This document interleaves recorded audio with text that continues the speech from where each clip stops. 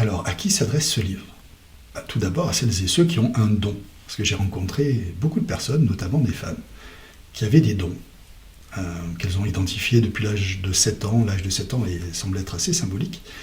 Et pour des raisons X ou Y, n'ont pas voulu continuer d'investiguer ou de se servir de ce don. Soit parce qu'elles en avaient peur, soit parce qu'il était malvenu dans leur famille ou dans leur environnement, et elles ne voulaient pas être ostracisées et mises de côté. Et en discutant, en leur apportant un peu plus de contexte par rapport à mes recherches et à ce que je comprends de l'invisible, elles ont pu faire la paix avec leur don et ont commencé à vouloir s'intéresser à ce que ce don représente et comment l'utiliser, pour elles-mêmes et évidemment pour les autres. Et rien que pouvoir aider une personne est un acte magnifique.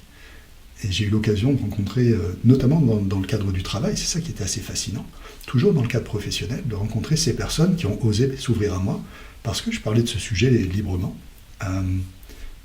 aussi librement que possible, dirons-nous, et qu'elles venaient donc à moi en me disant, voilà, tiens, pour information, je ressens ça, qu'est-ce que t'en penses? Et ça s'approchait de la médiumnité, du channeling, de la claire présence, claire conscience, clair ressenti, clairaudience, ou sinon de la lecture des auras. D'autres avaient des capacités de précognition, et d'autres encore faisaient de la transmutation du cœur, transmutation alchimique. Il y avait une ribambelle de dons, complètement incroyable, qui se rapproche de ce qu'on appelle le parapsychique, le paranormal, qui évidemment n'est pas reconnu aujourd'hui dans nos sociétés occidentales. Quoique la méditation commence, mais la méditation, c'est autre chose. Donc voilà, c'était tout d'abord pour ces femmes et ces hommes qui ont ce don et qui ne savent pas quoi en faire. Pour leur dire que c'est un talent magnifique et pouvoir le maîtriser et le développer et le mettre au service de soi-même et des autres. C'est simplement magnifique. La deuxième chose, c'est pour les femmes en général.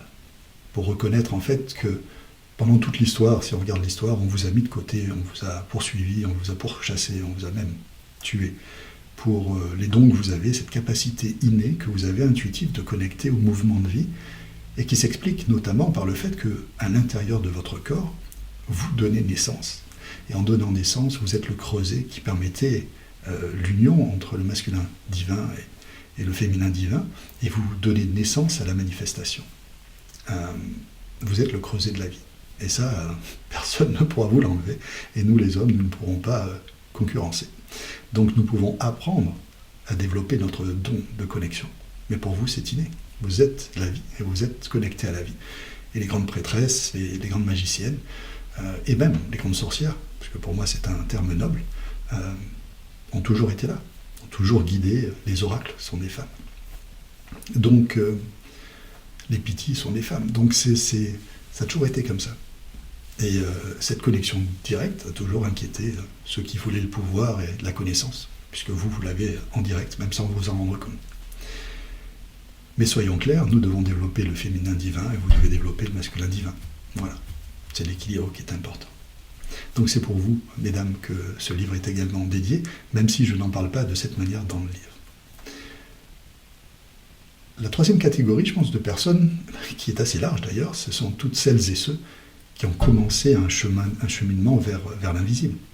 Vous verrez dans le livre, notamment dans le chapitre 5, tous les courants spirituels, philosophiques, que l'humain a développés pour donner du sens à l'invisible. C'est pour essayer de le comprendre, pour essayer de le percevoir, pour le structurer. C'est complètement incroyable. Donc pour toutes celles et ceux qui ont commencé à marcher par le biais des religions, par le biais des confréries secrètes et initiatiques, par le biais des grandes philosophies, ou par la philosophie même, et la métaphysique, c'est simplement de vous remercier, de vous souhaiter bon chemin et de reconnaître la richesse de ce génie humain en fait. Mais également pour vous dire qu'il y a d'autres chemins, qu'il n'y a pas qu'une seule vérité, qu'on devra arrêter de faire la guerre parce qu'on pense avoir raison.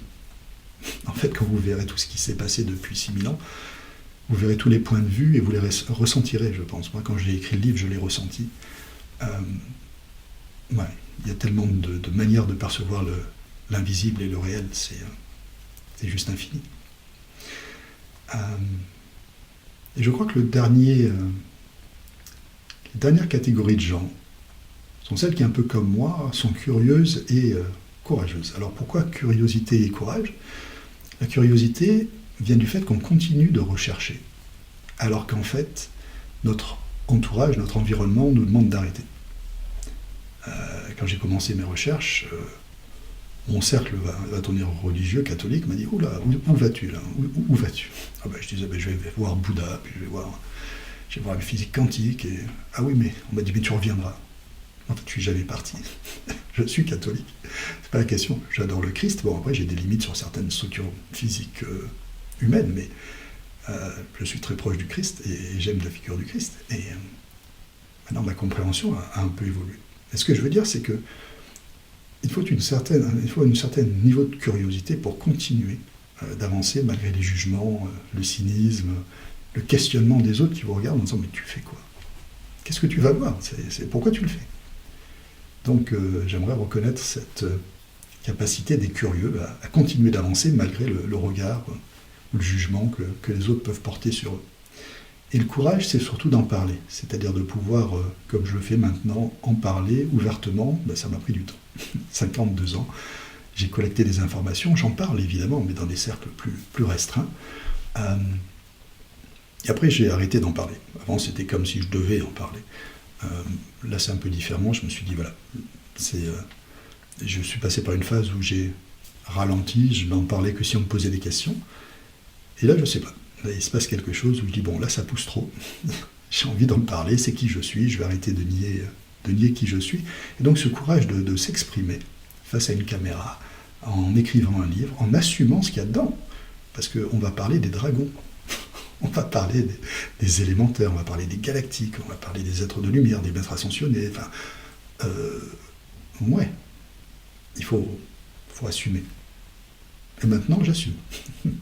Sachant que il peut y avoir un impact sur ce qui se passe dans mon business. Alors j'ai informé mes partenaires de business que j'allais faire ça. Parce qu'effectivement, on va m'associer à ces images-là, à cet univers-là qui est multidimensionnel et qui est surprenant. Et qui peut ne pas être compris par beaucoup de gens qui sont dans le matérialisme. Donc voilà, il faut une certaine dose de courage. Alors je voulais dédier ce livre également aux curieux et aux courageux. Voilà pour, je crois, à qui s'adresse ce livre.